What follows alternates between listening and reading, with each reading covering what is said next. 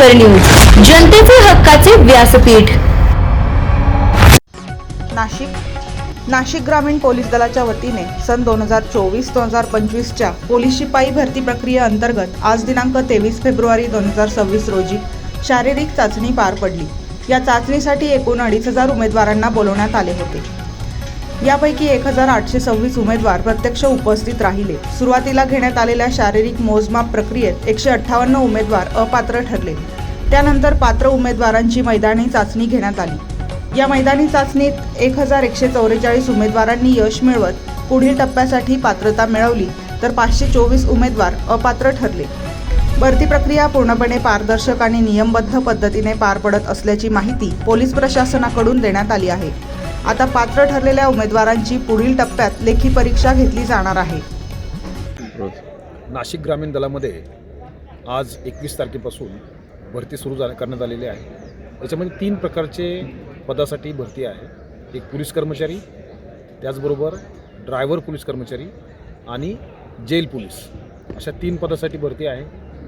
आपले पोलीस कर्मचारी जे आहेत ते 210 पदं आहेत, ड्रायव्हरचे पदं 52 आहेत आणि जेलचे 118 पदं आहेत. साधारणतः 97,000 लोकांनी या ठिकाणी ॲप्लिकेशन केलेलं आहे. दररोज 3,000 लोकांना ग्राउंड टेस्ट या देण्यासाठी आम्ही बोलवलेलं आहे. याच्यामध्ये 1600 मीटर, 100 मीटर आणि गोळाफेक अशा 3 प्रकारच्या चाचण्या इथं होत आहेत. 1600 मीटर आणि 100 मीटर हे आरेपाडीच्या माध्यमातून ह्या चाचण्या होत आहेत आणि गोळाफेक हे मॅन्युअली आम्ही करत आहोत.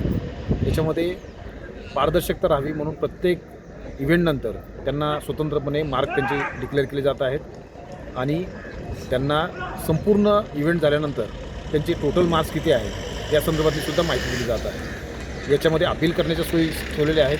जर काही अडचण असेल तर ते अपील करू शकतात. एकंदरीत भरती प्रक्रिया ही सुस्पष्ट आणि सर्वसामान्य कॅन्डिडेटला सोयीस्कर व्हावी या दृष्टिकोनातून सर्वतोपरी उपाययोजना करण्यात आलेल्या आहेत आणि कॅन्डिडेट जे आदल्या दिवशी येतात त्यांना राहण्याची व्यवस्था करण्यात आलेली आहे.